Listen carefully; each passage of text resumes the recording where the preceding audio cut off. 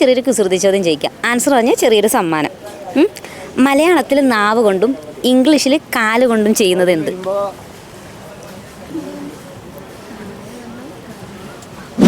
മലയാളത്തിൽ നമ്മളത് നാവ്. അതെ. അടുത്തത് പണക്കാരൻ എന്നറിയിച്ച് നടക്കുന്ന പക്ഷി. ആ പക്ഷിയുടെ ഇംഗ്ലീഷ് പേരാണ് കേട്ടോ.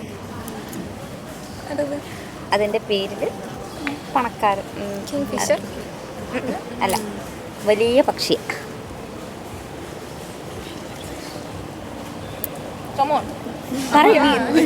പറഞ്ഞില്ല, അത് തന്നെയാ.